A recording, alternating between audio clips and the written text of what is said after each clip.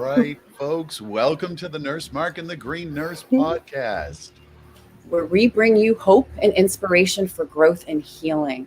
We're here to change the dialogue and stigma around what it means to feel good and be high. Hence the H for hope, I for inspiration, G for growth, and H for healing.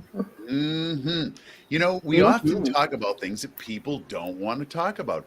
However, we really need to talk about these important subjects to decrease the stigma for healing. Absolutely, Mark. And in 2020 and 2021 is the year of the nurse and the midwife. And we've been highlighting and illuminating cannabis nurses and health professionals because we are truly in revolutionary times where we're changing how we approach and take care of patients. Oh, we are. But you know what, Sherri? We don't all wake up one day and decide to enter into the cannabis industry. I mean, there's usually a compelling story that goes along with that plunge. What makes someone enter into this crazy cannabis space? Sherri, I know. Please introduce our guest for the evening.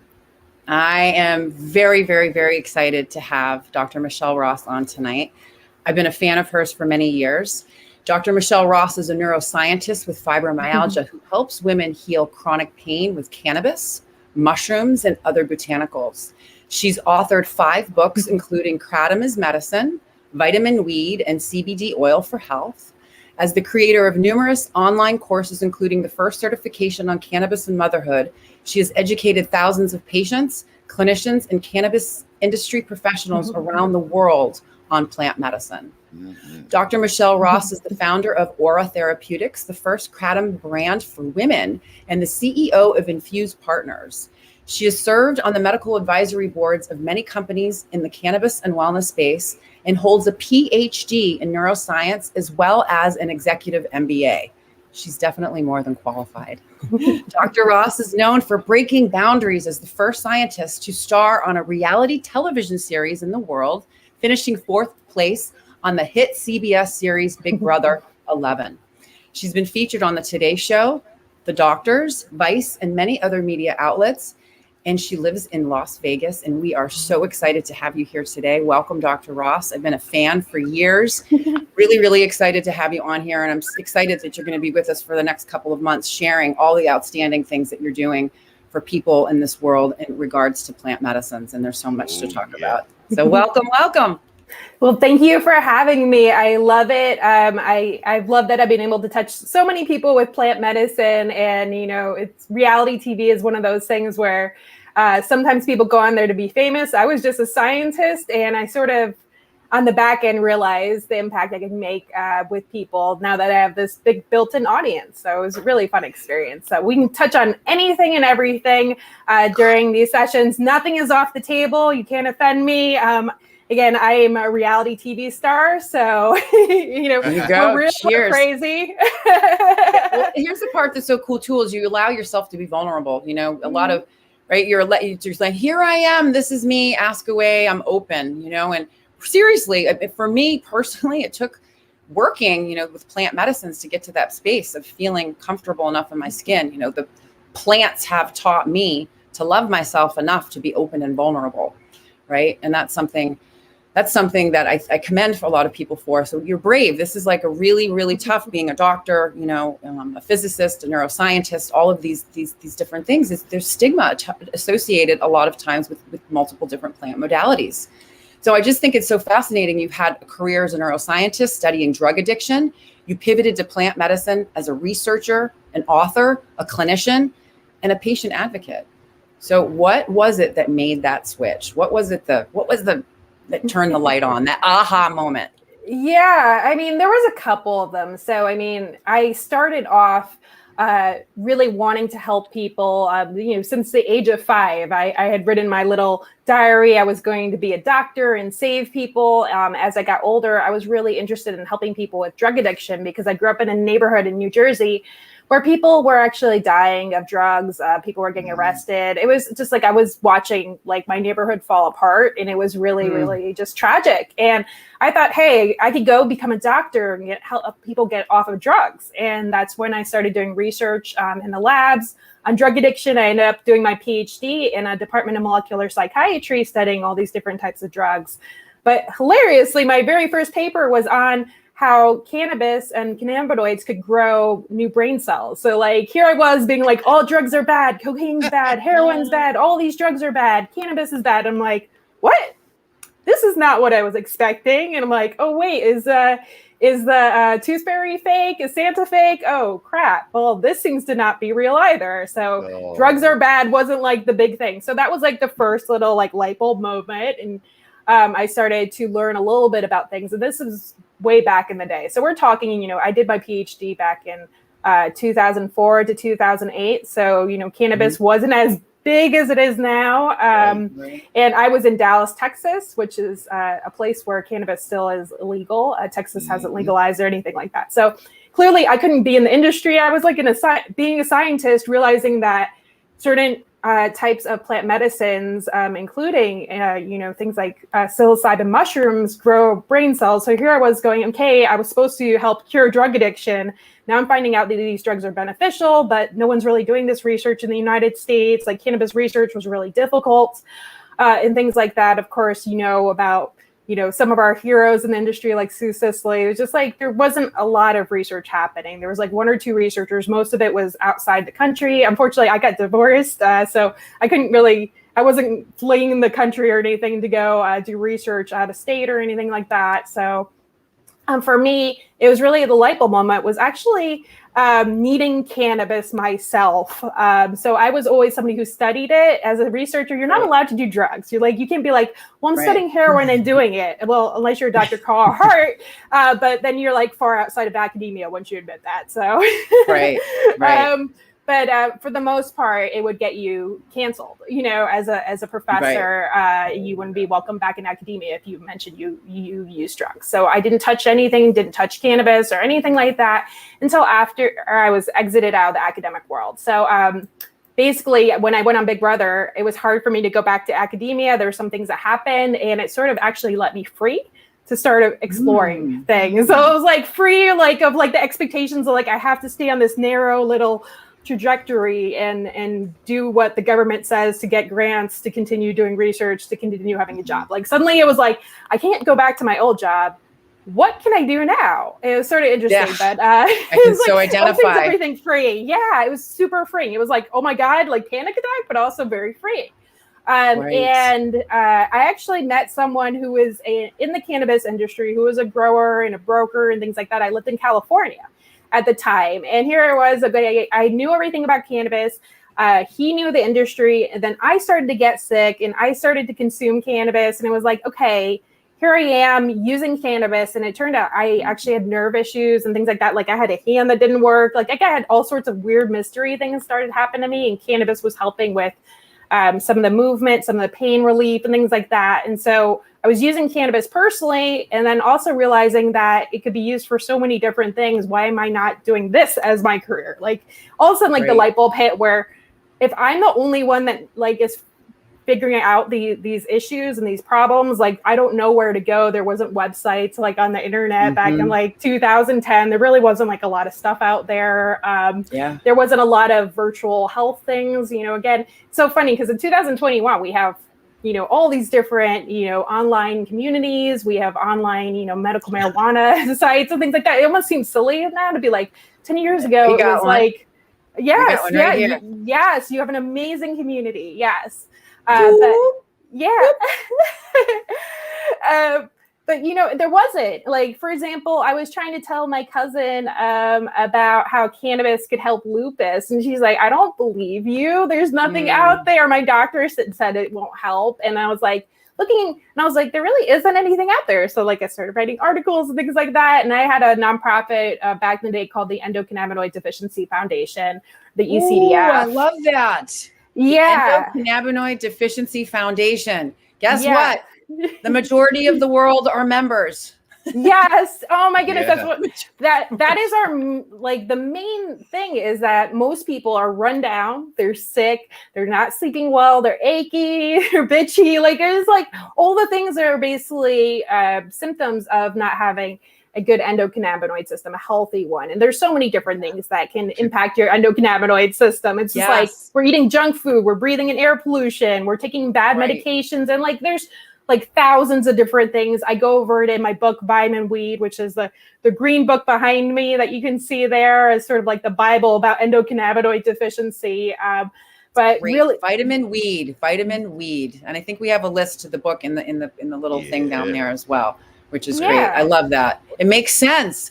I'm just going to interject because I love to talk about the cannabis plant as a phytobotanical nutrient.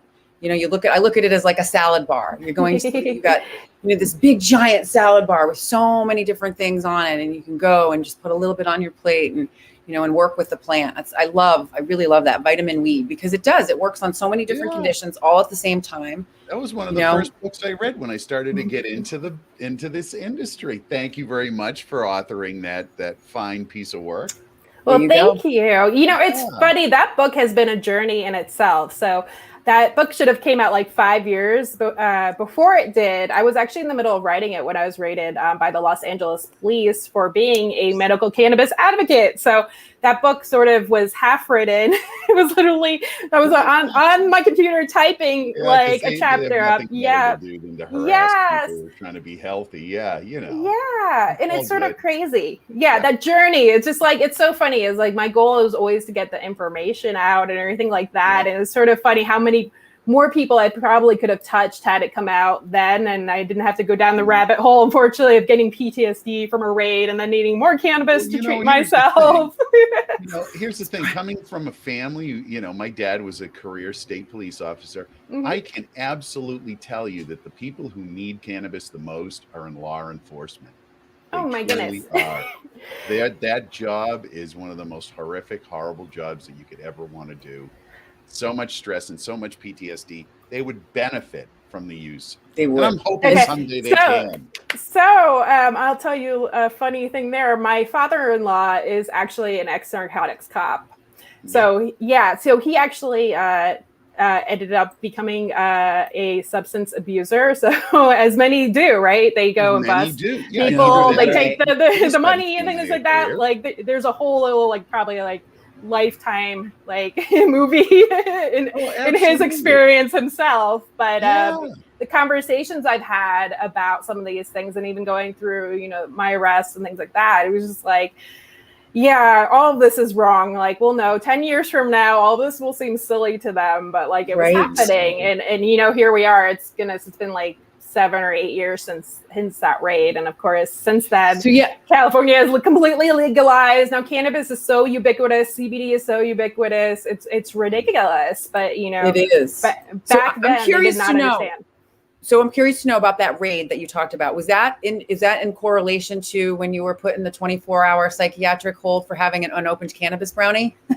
No, that's a whole other story. That was the same year, dude. Okay, so I will tell you that there's so many things I've had to deal with that I swear to God would probably not have happened had I not been a quasi celebrity. And I don't even like to use that term because I'm like Z-list, so Z-list,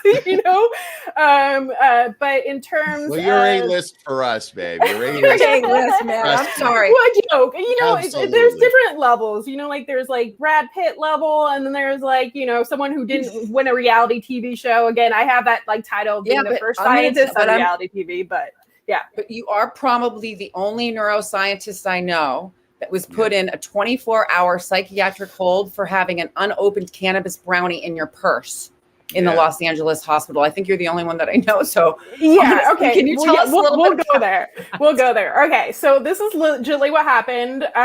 So I wasn't placed in the psych hold because of that, but it was one part of the story. So, so basically, I was. Listen, if you haven't been placed on the psych hold, I don't know if I can trust you. I mean, that's just a rite of passage for me. If you haven't been put on a hold, no, you really haven't experienced life yet. Okay. So I'm sorry. Go Yeah. ahead. So I know my all of life is literally like the LAPD case, right? After that all went through, right? Like they were like, we should have never done that. Like this was a disaster. We wasted like $1 million trying to prosecute this case that was like idiotic. Like they literally rewrote the laws for the LAPD, like guidelines of like what to do when you see a medical patient, like leave them F alone, like don't stake them out and like try to like entrap them and visit their house 44 times, like when they're not doing anything but writing books and like talking to patients, like leave them alone, right? Same deal with the hospital. So basically, I went to Kaiser in Los Angeles, one of the hospitals there, and I had literally, I was having like the worst pelvic pain, cramps. Like I thought I was like dying, something was exploding or something. Like I was passing out from the pain, and I thought maybe I had endometriosis or something like that. But I was seeing doctors, but clearly I was like, I think I'm going to die from this pain. Like this is, I can't even handle this. Like literally, one of my friends was like, I'm not letting you not go to the hospital. Like you have to go. Like you seem like you're dying. So I went to the dispensary just before then, just in case. I was like, well, you know, like if I go home, I don't really want to take like opioids and things like that. Like I'll just get a pot brownie. And so like literally picked up something, then went to the hospital. So I had it on me, didn't open it up or anything like that. Crazy, right? And so I had it in there, didn't smell or like weed or anything like that. I know some edibles back in the day, especially, you know, if you got your big like 200 milligram edible or something, it might have been a little smelly or something like that. It wasn't. But I go to Kaiser. I tell them I'm having horrible pain. I was like, I'm in so much pain. I like want to die. Like that's the level of pain I'm in. And they go, oh, so you want to kill yourself? And I was like, no, I don't want to kill myself. I'm like horrible pain. So that's how I ended up in the psych hold, because they thought I was going to kill myself. I was literally like, I hurt so bad. Like that. Yeah. It was horrible. They traumatized you. They freaking traumatized you. Yeah. They traumatized you for, I'm like, we're all talking at the same time. No, it's okay.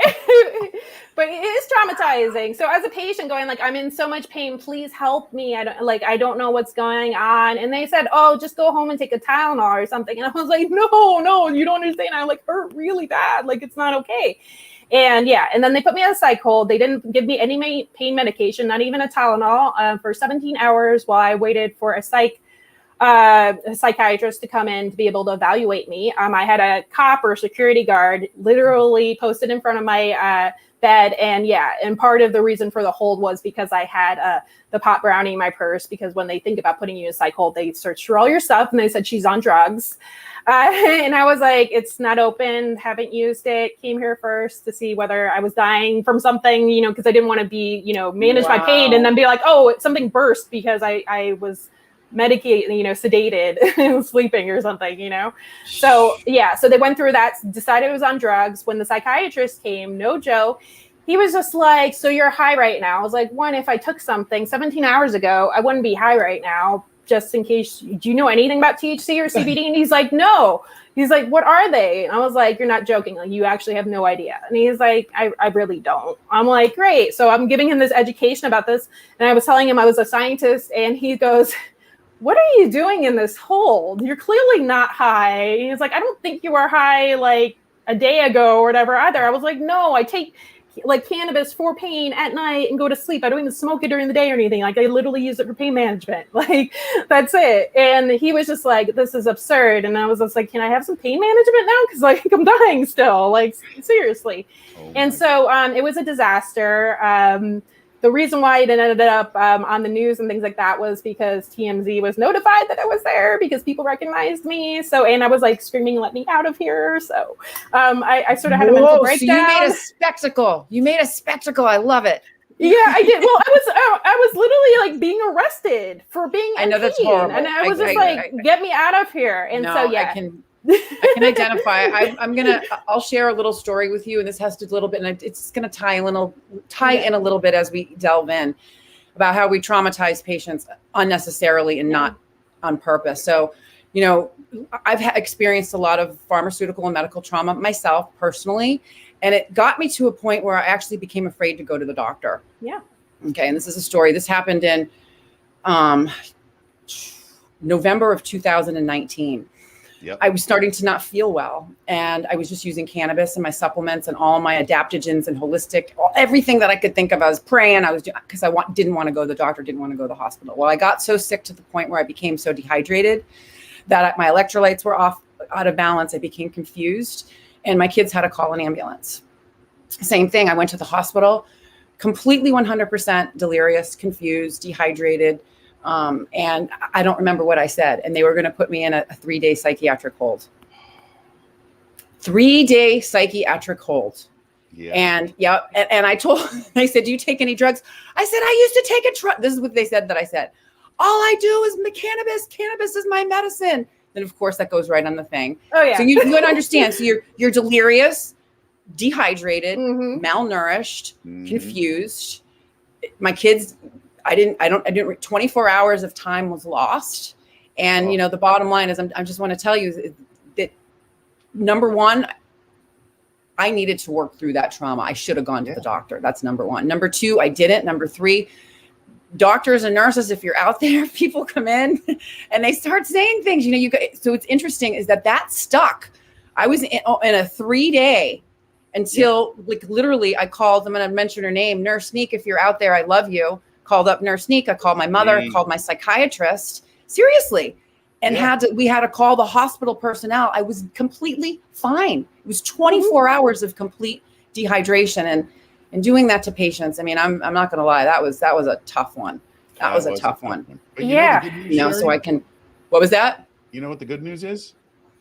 We met a month later and here we are, partners. Can you imagine? That was November. Absolutely.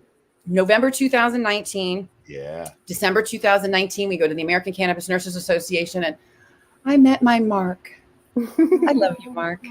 Oh, right? Something began then. It all began then, right? So, anyways. Yeah. So here we are. The part that I like that is so rich about interviewing you here is that you're not only a scientist, a researcher, a clinician, an author, a celebrity, but you're also a patient. So in having that, being a patient, being on the other side of the bed, you have the ability to empathize and to really understand where patients are. And so I know, as cannabis nurses, a lot of us that come into the space, we come in as patients first, and we just bring something a little bit different to the table, because there is the research, there is the science, there is the evidence base, but then there's also the other part of it, the mental, emotional, spiritual component piece of it, that where we've been on the other side and have suffered, we know what it's like. And, we can bring just a little bit something different to the story when we're working with clients. Would you agree?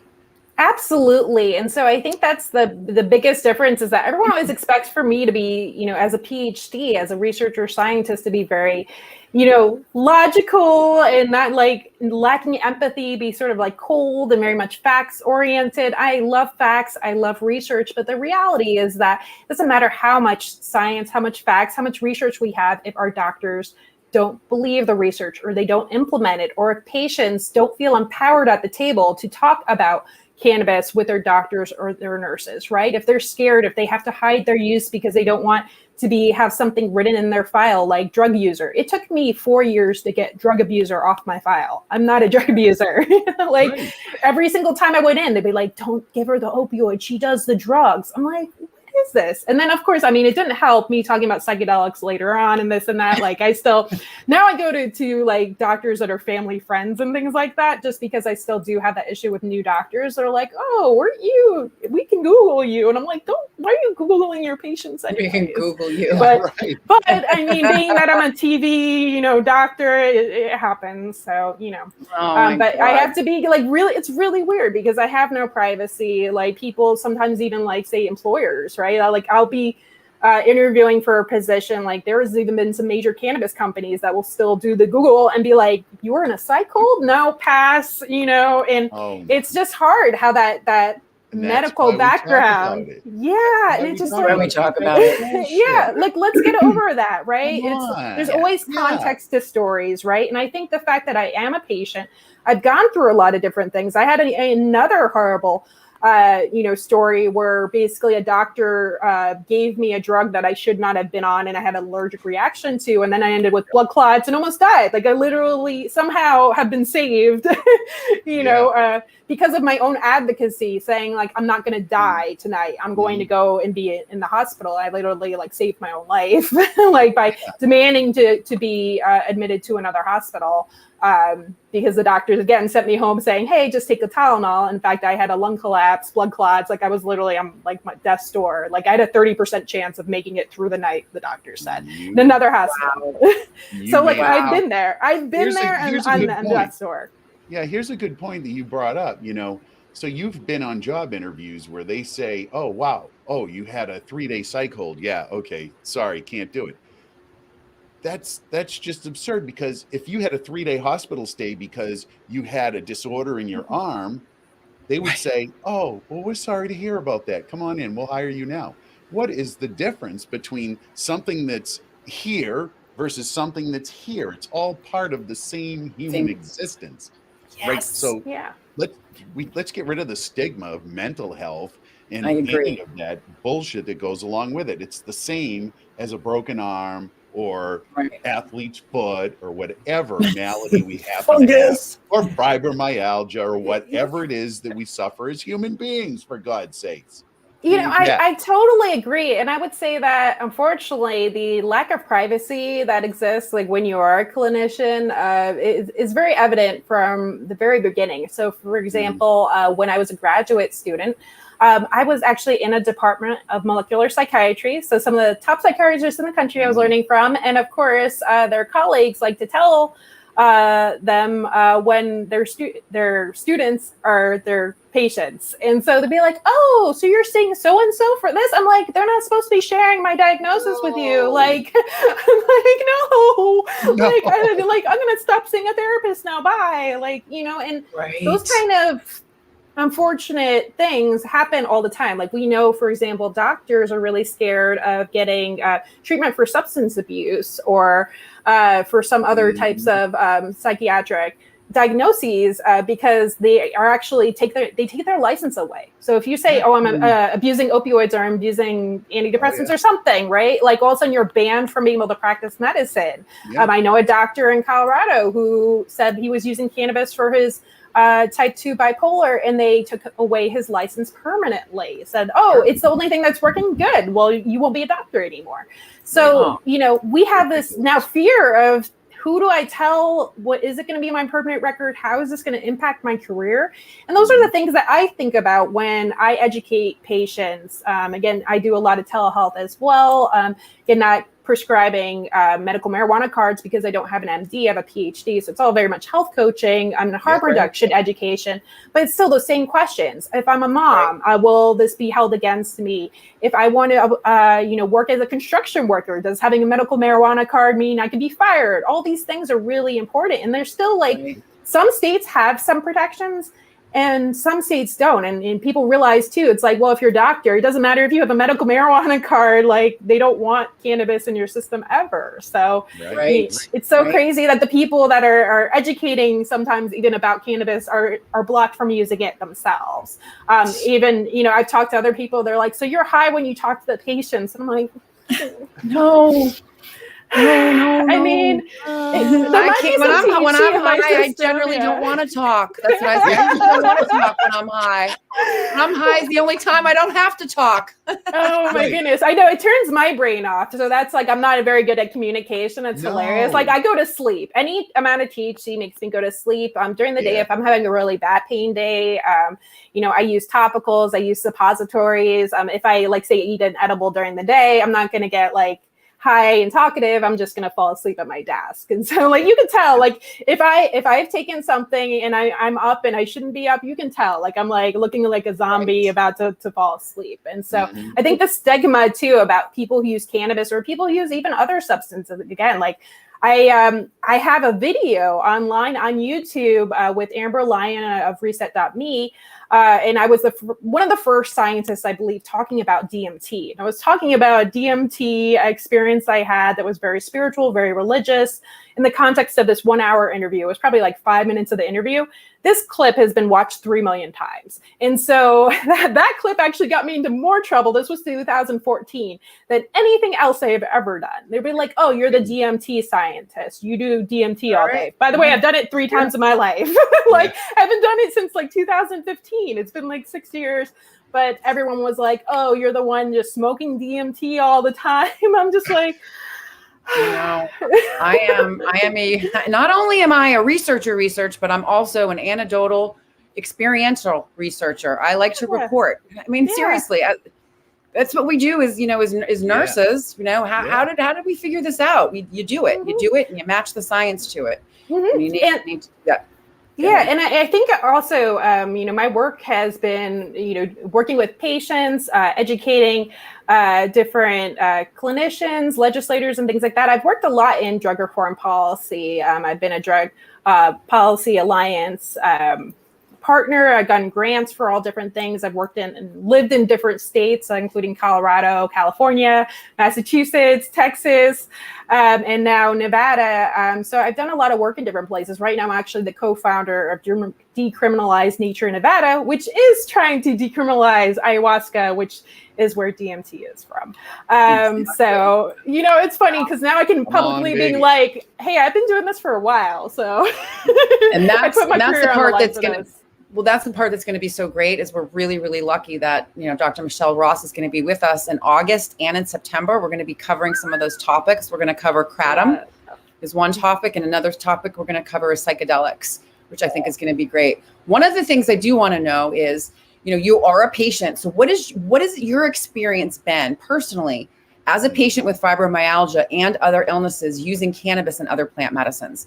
So this is the part that I really find is really rich, because a lot of times, people, they'll be like, use cannabis. I'm like, yeah, I use it like probably 5 or 6 times a day. And they're like, really? I'm like, yeah. And you're up and you're doing, I'm like, yeah. So people need to, it's like about, they're interested in knowing how we as clinicians and actually people that work show up every day at life, how we use this and what it's like. So I think you sharing your experience would be really, really helpful for new viewers that are watching. Sure.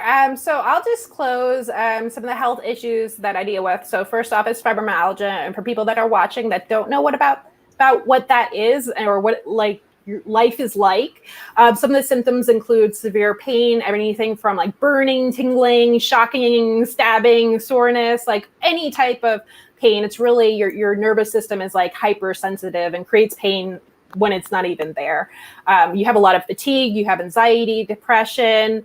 You can be prone to substance abuse because you're in pain all the time. And some people try to self-medicate with alcohol. So it's like, there's like a whole gamut of issues. So the goal is to be medicated, but not intoxicated. And I would say that even with patients with fibromyalgia, they have to be careful not to like say over abuse cannabis, because you can do that as well, right? Not just medicating, but be sort of out of it.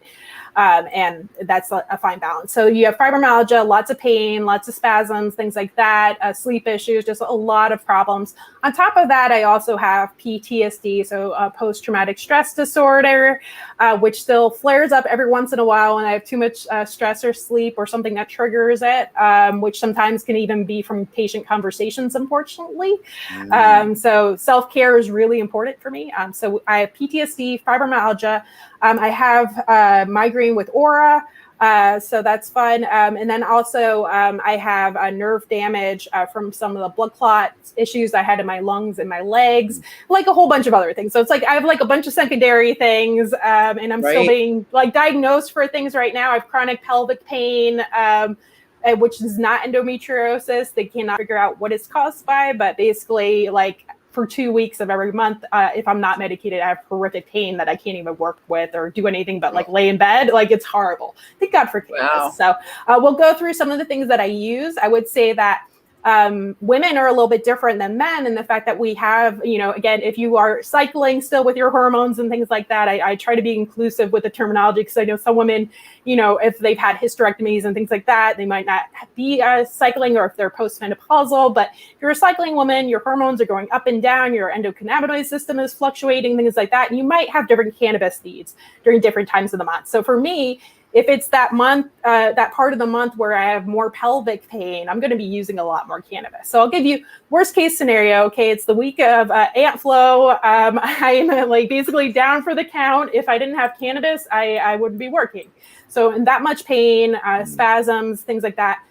For me, one of the best ways to reduce pelvic pain is with cannabis vaginal suppositories, or rectal if the flow is too much. Suppositories are amazing. They're one of the easiest ways to use it, especially if you're sensitive to the psychoactive effects of cannabis, like me, right? So I could, for my pain management, right, take a 60 or 100 milligram edible. I'd be good. I'd be out of pain. My pelvic cramps would stop, but then I'd also be asleep. So not good if I have work to do, right? And so for me, I could go take 100 milligram THC, 50 milligram CBD suppository, use that, get a nice relief of the spasms, the pain, a nice little warmth feeling there. But, on the brain level, I don't feel high. I don't feel, out of it. I mean, usually I feel a little happier, which is nice. Like, I guess it's probably what most people, yeah. I'm like feeling good. Yeah. So for me, those suppositories are like a game changer. And it's actually important, I think, to note too, that not to just take those when you have pain.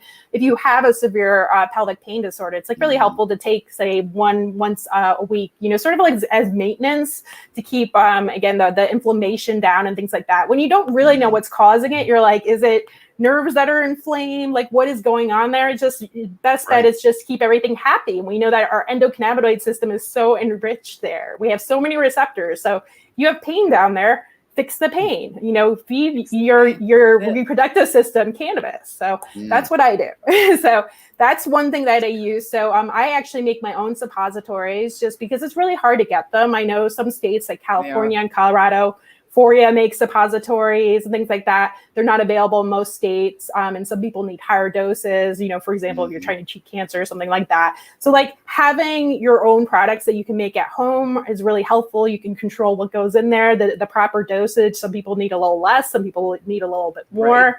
I usually veer on, I need more just because my pain is so severe. And I think also having the background of having fibromyalgia makes you more sensitive to pain. So it's like, well, if I have a pelvic pain disorder and I have fibro, I feel like I need double the dose of everything. So it's for me, the more cannabinoids, the better. And fibromyalgia is actually a disorder of endocannabinoid deficiency. Dr. Russo has published on that. And I'm sure that we're going to find a little bit more as they do more genetic research and things like that. But it's like literally feed yourself cannabis, help with your symptoms. So suppositories help. Also edibles.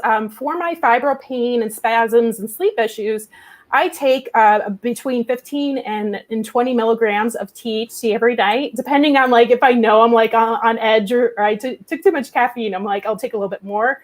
But I take that every night. It keeps me asleep. I don't wake up. I don't have any spasms or any of like leg twitching or things like that. For me, THC at night sort of carries on during the day. If I'm well rested, I can then be a little bit less in pain when I wake up, right? I can feel a little bit more energy, things like that. So that's really helpful for me.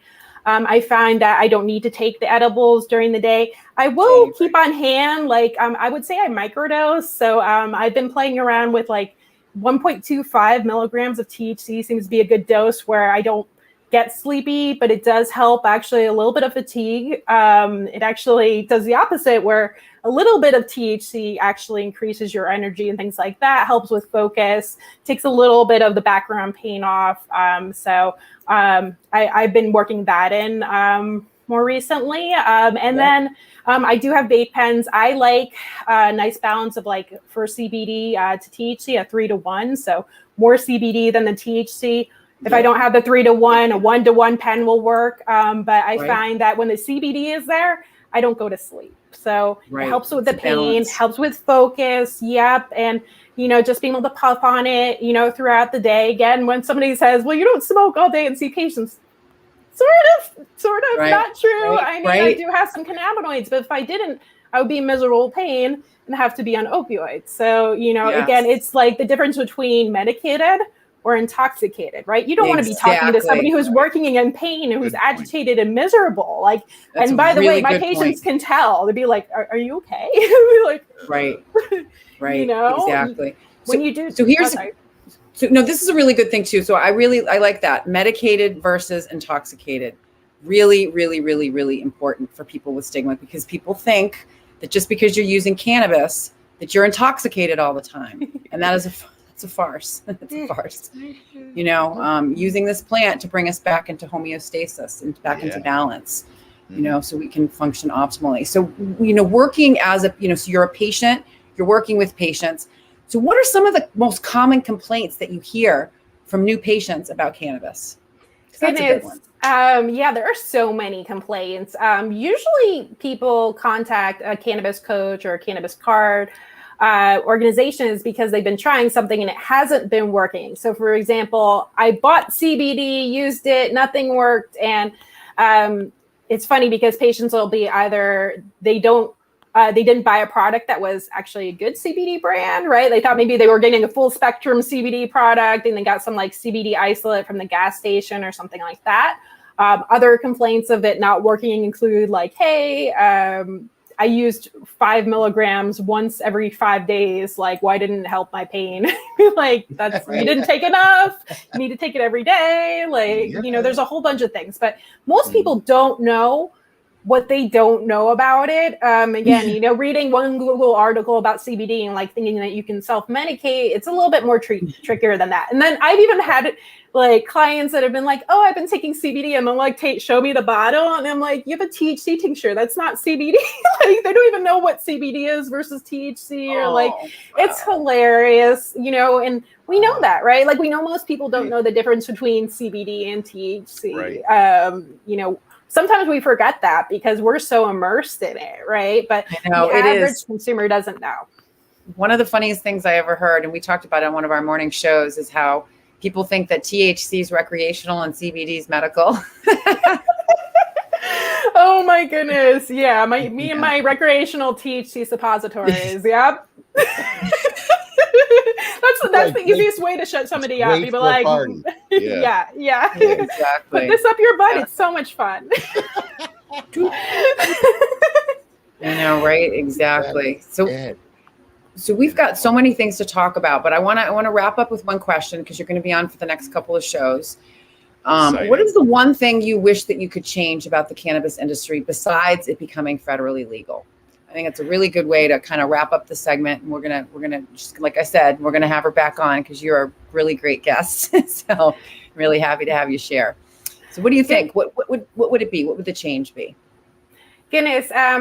Part of this is probably linked to the fact that it's federally illegal, but being able to have a greater variety of brands and products across the states. Like, I moved to Nevada and I'm like, dude, I shouldn't have to go shopping in California for the products that I want, the specific cannabinoid products, see the raw THC or THCA tinctures and things like that. Like, if you go from state to state, you can't get the same products. If you're trying to counsel someone. I had that problem tonight. I had somebody ask me, here in Massachusetts, it's legal across the board. And I had somebody ask me, hey, listen, my friend's mom is close to the end, but she has, some skin issues and they want, a THC CBD salve or a cream, right? A lotion. And I said, well, you know what? To describe what the thing was, I said, well, you know what? You really want to go with a balm. You want something that's going to be a little bit, not like a lotion. And, I searched like 5 different dispensaries. Do you think I could find a good balm? No. But in California, if I do a search on that, hell yes, comes right up. I got a nice selection to look at. You're absolutely right. The product line across the board is huge. Being able to have the access to it across the states, right? Yeah. And that's what we find too when we're doing consulting and coaching with different patients from different states is what do you have access to? Because they want to know what types of products to be choosing. It's like, well, I got a great list of products for you, but you know what? You're probably not going to be able to get them because you're out in Iowa.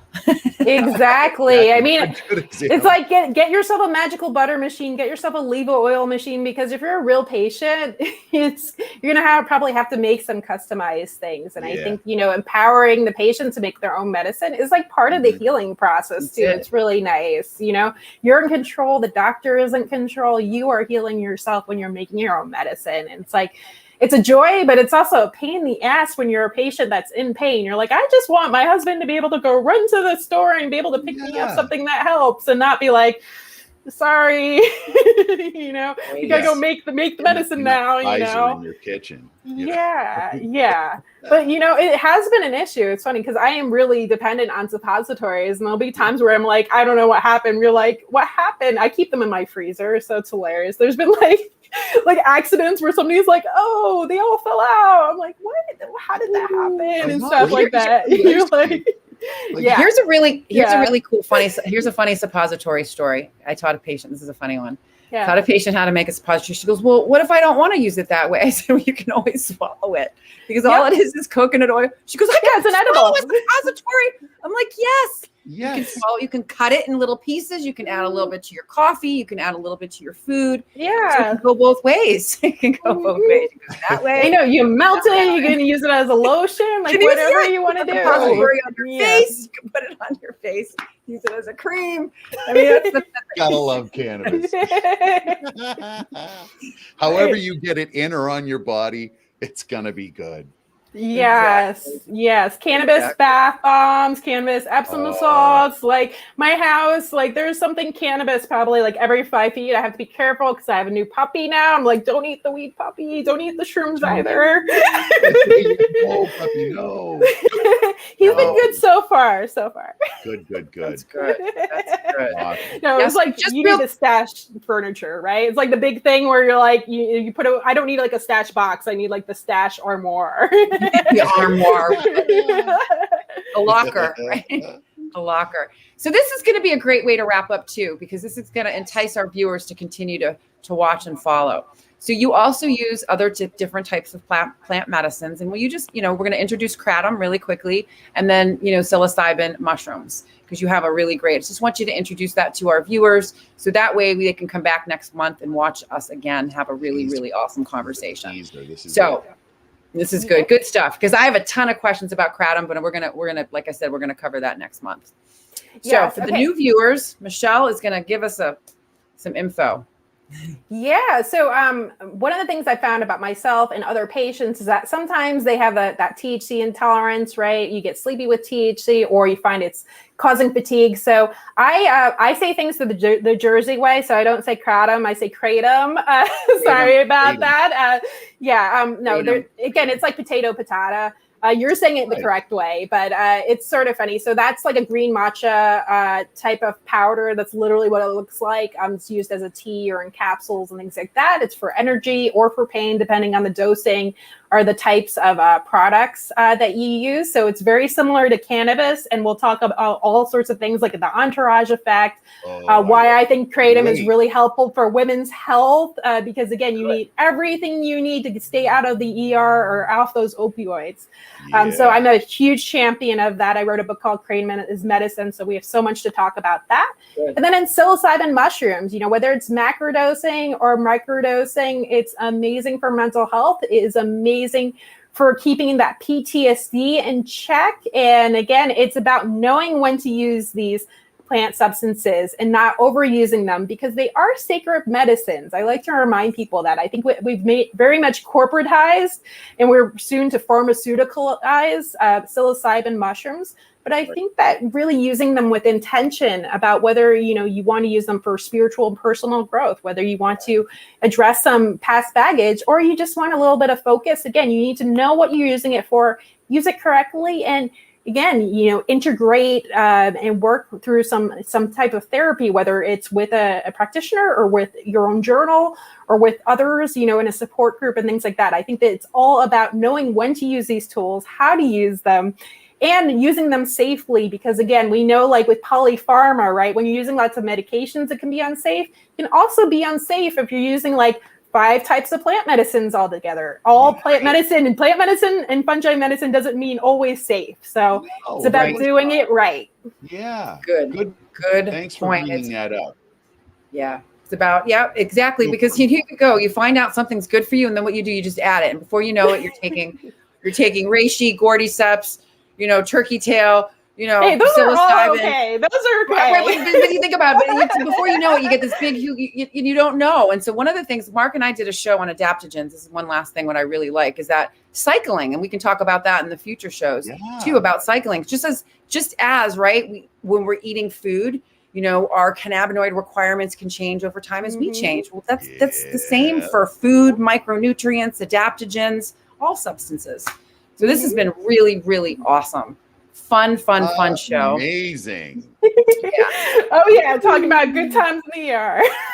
Good times in the ER. That's right. Good times. That's right. Spread the word, everybody. We're a damn good time here. Don't bring your pop brownies to the ER. Eat them before. Never.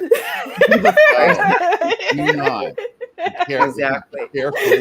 Be careful what you say. Oh my gosh. Or you'll be on. Absolutely. So Dr. Michele Ross, will you just please close out the show? Let everyone know where we can find you, your website, all of that good juicy stuff. It's all written there, but it sounds better when it's coming from you. Okay, well, you can find me on Twitter, Instagram, all the platforms at DrMichele_Ross. My parents only gave me one L in Michelle, so that's why I spell it out. You can also find me at drmichelleross.com, spelled exactly the same way. Beautiful. Excellent. Oh, Nurse Mark, I don't know about you, but this has been an AFA show. Dr. Ross, my God. I can't wait for the next show. I know, me too. It's going to be good. All right. Guys, gals, folks, everybody who stopped by, Thank you for joining us. We do love all of you. Thank you for joining us. Sherri, no, I gotta ask you, babe, what's it all about? It is all about living your best life and helping others do the same. Thank you so much for joining us, everyone. We'll see you tomorrow morning at 8 a.m. Yeah. Good night, everybody.